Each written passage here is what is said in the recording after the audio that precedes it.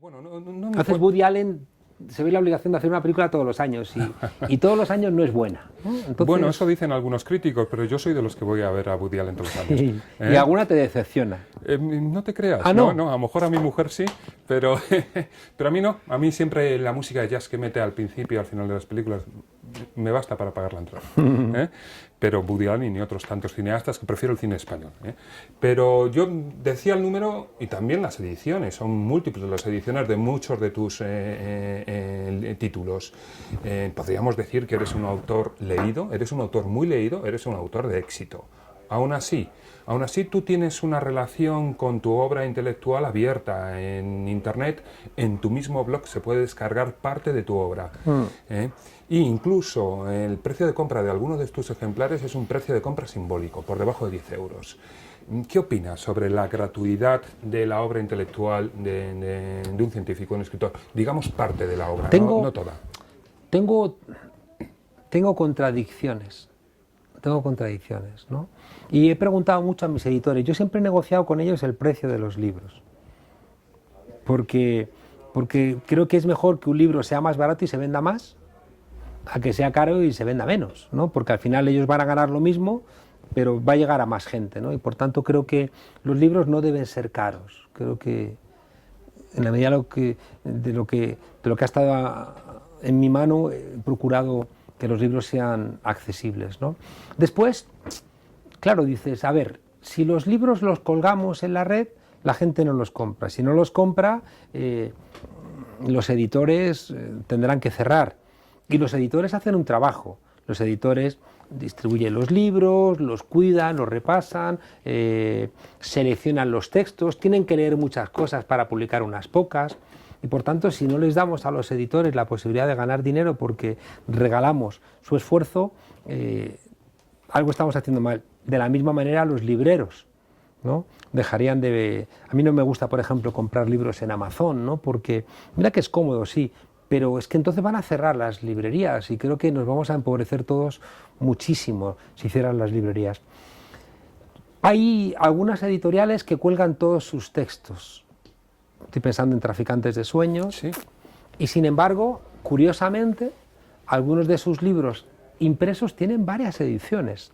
Es decir, regalan en Internet a quien quiera descargárselo, pero al mismo tiempo, bueno, pues quien quiere comprarlo en papel, por ejemplo a Nancy Fraser o a Silvia Federici, pues te lo compras porque te gusta subrayar, te gusta apuntar al margen, y eso es más complicado sobre la pantalla, ¿no?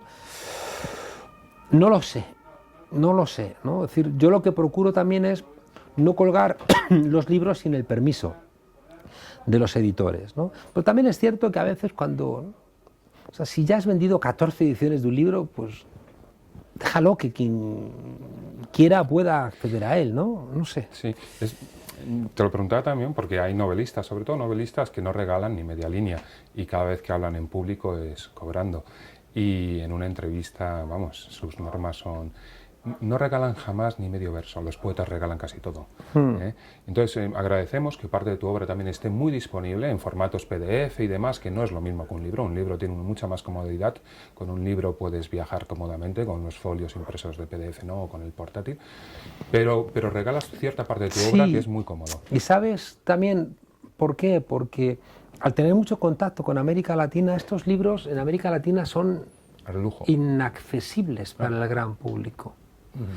Entonces, yo procuro, es una cosa que he aprendido, que los libros que edito cedo solamente la edición para España, pero la edición para América Latina me la quedo yo porque la quiero regalar, no para que la gente los pueda editar allá, ¿no? Y luego, claro, un estudiante en México, en Argentina, en Colombia, no puede comprar un libro que en España cuesta 15 o 20 euros. Allí llega a unos precios inaccesibles. ¿Qué haces? Te escriben, profesor, estoy leyendo, ¿no tendrá usted por ahí el PDF? Y dices, uff, ¿qué hago, no? ¿Qué hago? Yo creo, esto es como una intuición, ¿no? Que cuando un libro circula, a la editorial le va bien. Y no creo que sea cierto, ¿no? que determinados libros, porque estén en la red, la gente deja de comprarlos. creo que llega a más gente, se editan cuántos libros, decenas de miles todos los años, y que un libro se conozca es prácticamente ahora un milagro, ¿no? Bueno, pues si tú cuelgas el PDF en internet, llega a mucha gente, la gente sabe que existe el libro, igual hay más probabilidades de que alguien diga, ah, pues igual me lo compro, ¿no?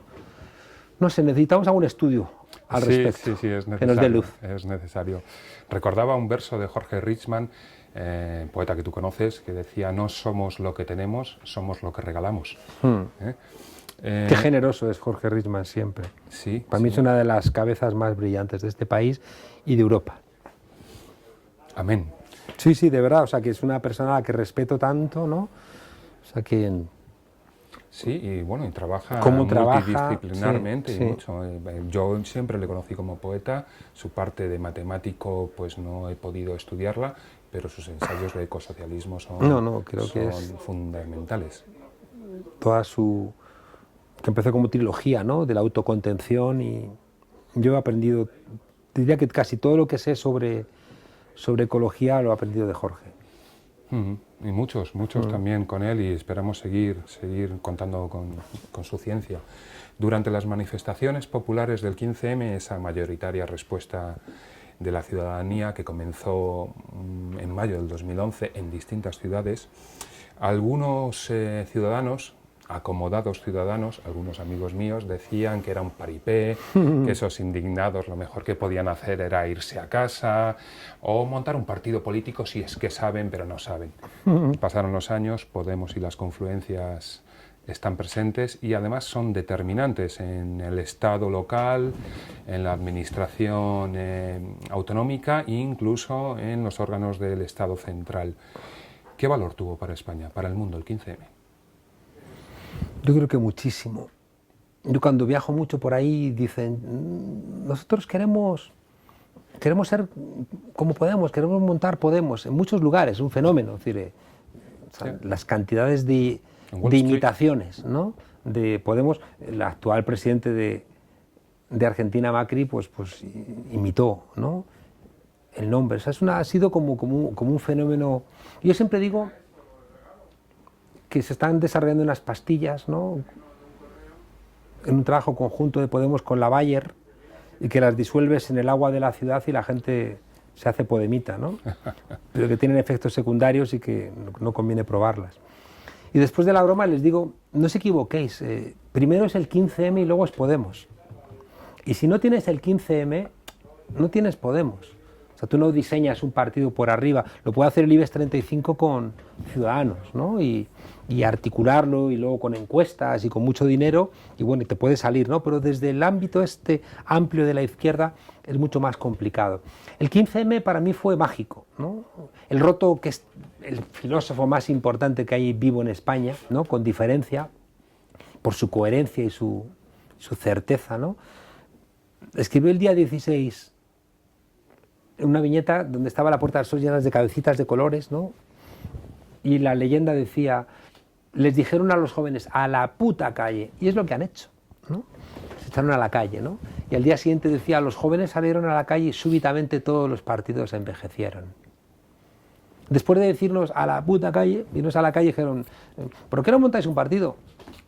Pues montamos un partido. Una vez que montamos el partido dijeron, pero todo dentro de la Constitución. Y dijimos, venga, todo dentro de la Constitución, por ejemplo, la moción de censura, ¿no? Es decir, que yo que si fuera parte del régimen del 78 y del bipartidismo, tendría cuidado, ¿no? con las sugerencias que hacen, porque pues igual les hacemos caso y se les tuerce. Yo siempre digo que el 15M no era una respuesta, era una pregunta. Y las preguntas, tú como buen lector que eres de Bertolt Brecht, las preguntas son demoledoras. ¿Qué es robar un banco en comparación con fundarlo, ¿no? Y las preguntas de Bertolt Brecht eran como absolutamente telúricas también, ¿no? Te removían. Y el 15 me preguntó, ¿por qué me tratas como una mercancía? Y preguntó, ¿por qué no me representas si somos una democracia representativa? Y esas dos preguntas bastaron como para que la gente se diera cuenta que el emperador estaba desnudo. El 15M tuvo una ventaja, y es que no tenía memoria, no tenía estructura, no tenía programa y no tenía liderazgo. Y esas cuatro cosas hicieron que cualquiera pudiera colgar su percha de ese perchero, En ¿no? muchas ciudades, sí. En muchas ciudades, claro. Al no tener memoria no existía esa pelea, ¿no?, sobre el pasado. Al no haber liderazgo no necesitabas tener que bancarte a alguien que no te gustaba. Al no tener programa todas tus demandas cabían, y al no tener estructura llegabas tú cualquier día y te incorporabas. Claro, ¿qué ocurrió? Que 3 años después, por culpa de no tener memoria, de no tener programa, de no tener estructura, de no tener liderazgo, el 15M se desinfló.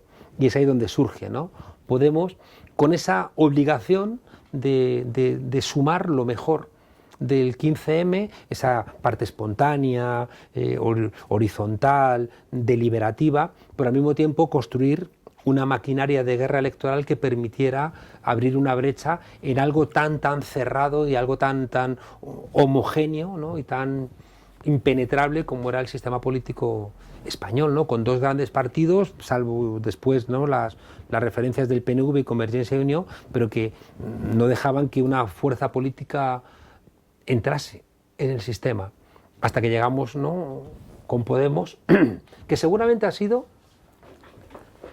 el primer experimento exitoso que sale de un departamento universitario.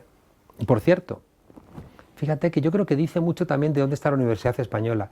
5 años y no hay ningún curso en la Universidad Española de mi facultad, por ejemplo, no hay ningún curso sobre Podemos. Yo estoy convencido de que si Podemos hubiera nacido en un departamento de ciencia política en Oxford, en Harvard, en Cambridge, habría todos los años cursos donde gente querría saber en qué ha consistido todo ese proceso. En cambio, en la Facultad de Ciencias Políticas, donde nace Podemos, no se puede estudiar el fenómeno de Podemos. En cambio, en la red es de las cosas más consultadas. La gente quiere saber. Creo que fuera de la academia se estudia, la gente lee sobre ello y se va a seguir estudiando. Es algo que va a trascender nuestra época, y donde tu libro, en Dormíamos y Despertamos, es fundamental, porque se escribió más en in situ. En el 2012 fue editado por Nueva Utopía y cuenta... Ahí contamos cosas, sí. Hierve, tiene hierve el movimiento en ese libro. Fundamental para entender el 15M también. ¿Y sabes dónde también? En un libro que hicimos Anguita y yo, Sí, que se llama Más allá de la izquierda, en la editorial Icaria, que fue un diálogo que teníamos, ¿no? Y yo creo que ahí se perfilaba Podemos, ahí se perfilaba en el calor del 15M la necesidad de algo diferente, ¿no? Y es verdad, y siempre con ese respeto al movimiento.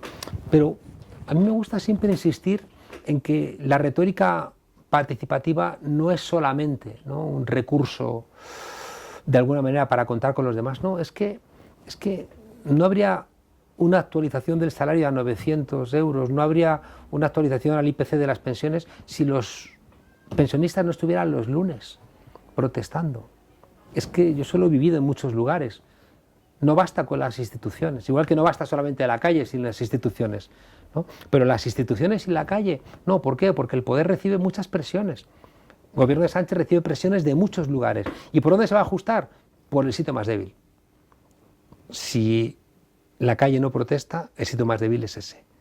Por tanto, es muy importante que la gente esté participando. Además, que la participación es una escuela de ciudadanía.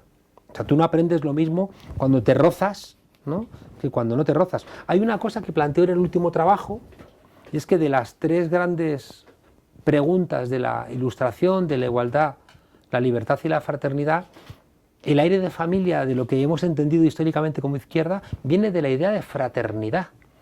Y esa fraternidad, ¿no?, esa sororidad, ¿no?, entre mujeres, solamente se consigue cuando nos encontramos frente a quien nos manda, sea el padre, el cura, el monarca, el aristócrata, el empresario. Y sin ese roce no hubiera surgido la fraternidad, sin ese tocarnos, ¿no? Y por tanto, esa reclamación de participación creo que es esencial. Y por eso el 15M fue tan importante. Es que, ¿dónde construyes una escuela de ciudadanía de esa magnitud, ¿no? ¿Quién la puede diseñar? ¿Quién es capaz? A mí algunas veces me dicen, usted que es el ideólogo del 15M, ya quisiera yo haber sido el ideólogo de una cosa tan maravillosa, porque sería infinitamente listo, ¿no? No, es imposible, ¿no? Eso se genera por combustión espontánea, ¿no? Y seguramente lo que está pasando ahora mismo en Europa, de lo cual es responsable en buena medida Podemos, tiene que ver con el 15M, me explico. Ahora mismo Europa está tensionada entre dos polos. El polo de la extrema derecha de Salvini, ¿no?, con una reclamación presupuestaria loca, pero que tiene una parte positiva de incremento del gasto social, y la propuesta de Pedro Sánchez, apoyado por Unidos Podemos, que también cuestiona las políticas de austeridad, pero que tiene una lógica mucho más democrática. Bueno, pues Europa tiene que escoger entre seguir alimentando a la extrema derecha, a los Salvini y compañía, o entender que desde España se está planteando una posibilidad de salvar a la Unión Europea. Y esa posibilidad existe porque Podemos está ahí, y Podemos está ahí porque existía el 15M y la participación que desarrolló. Queremos pensar que Europa va a elegir la vía española, queremos pensar...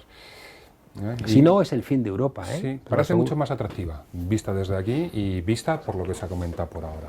Parece más atractiva la opción de... Es que Moscovici, por ejemplo, cuando España. Moscovici insulta a Salvini, Moscovici, que fue responsable, ¿no?, de haber humillado a Grecia. Moscovici, que es responsable de los recortes que ha habido en toda la Unión Europea. Moscovici, que es un tipo sin la más mínima sensibilidad, ¿no?, frente a las penurias que sufren los europeos y las europeas.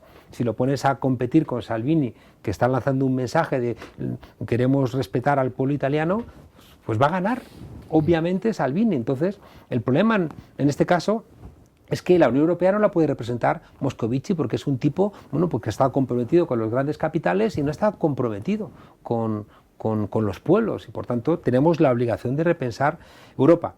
Con los presupuestos del PSOE y de Podemos, yo creo que existe la posibilidad de volver a confiar en Europa, pero si no, la gente va a dejar de confiar en Europa, y va a ser terrible porque cada vez los aires de los años 30 pues están más contaminando el ambiente político.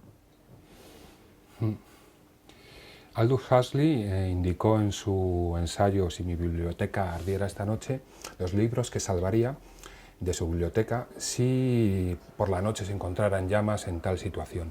Por finalizar, queremos hacerte una serie de batería de preguntas rápidas, y ya que estamos en Visor Libros hoy, ¿qué poema, qué poemario, qué poeta salvarías? A Neruda. A Pablo Neruda. Un poeta extenso. Sí. Sí, pero es la tierra. Sí. Es la tierra, es muy grande. Es muy grande. Es muy grande. Es interminable, ¿verdad? Es muy grande. ¿Qué película salvarías? ¿Qué película de cine salvarías?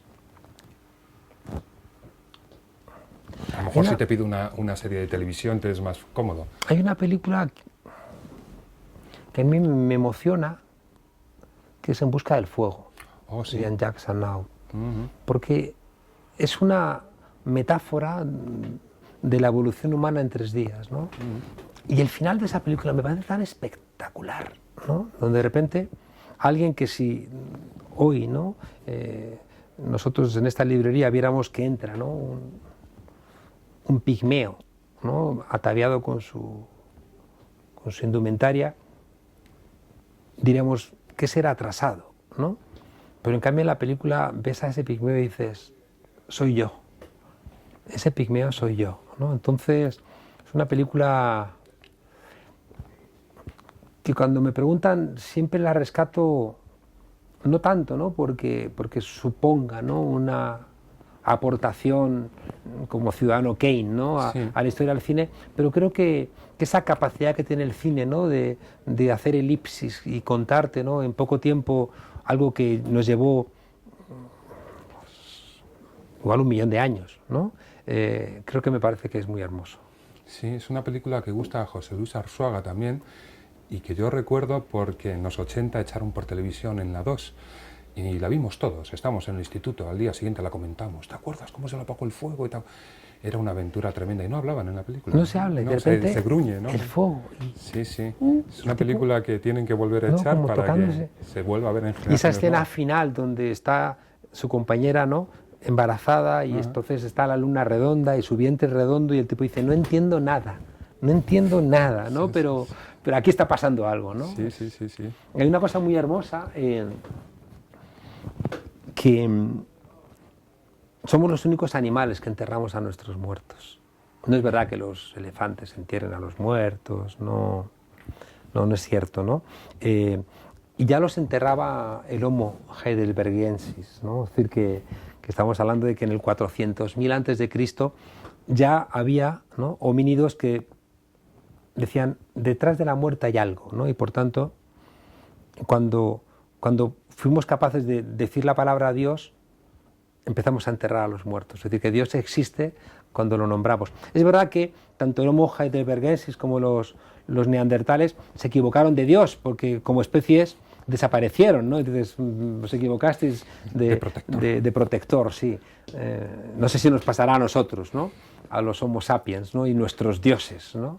Pero creo que estas reflexiones nos hacen chiquitos, ¿no? Y tengo un compromiso fuerte con entender que el ser humano es grandioso porque es muy poquita cosa, ¿no? Sí. Y somos dignos de compasión por esa poquita cosa que somos, ¿no? Sí, sí. Un tema musical, una canción que salvarías.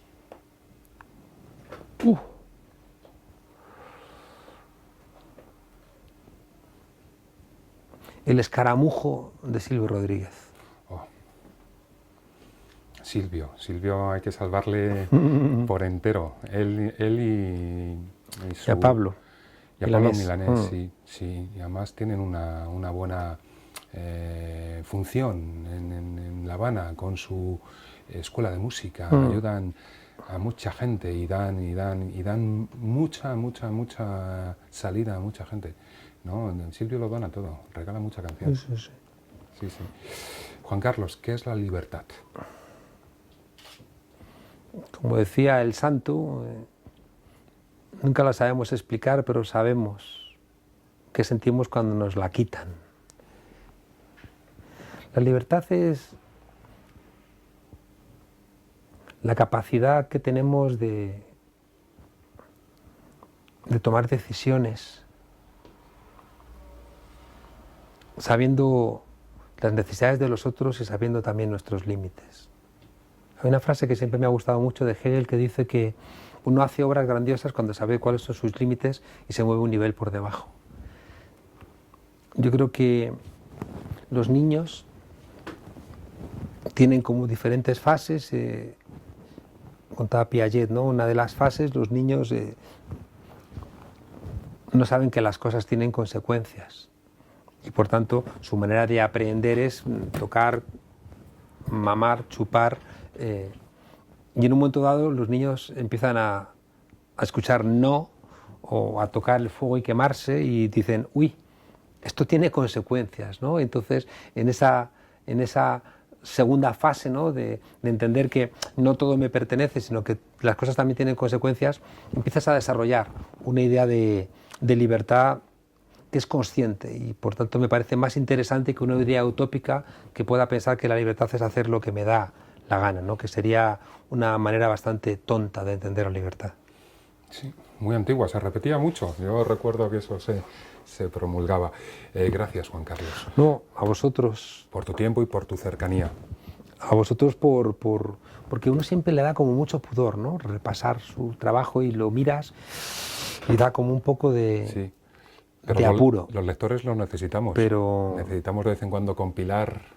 Pero os lo agradezco y nada, pues ojalá haya ocasión de debatir sobre todas estas cosas. Gracias por la oportunidad. Gracias por mostrarnos aquí tu obra y tu vida libérrimas. Y gracias a Visor Libros por el espacio libre concedido. Nos vemos en Bioliber pronto, muy pronto. Gracias. Como decía el santo, tenemos que leer como si fuéramos a vivir eternamente y vivir como si fuéramos a morir mañana. Sí, señor. Sí, señor.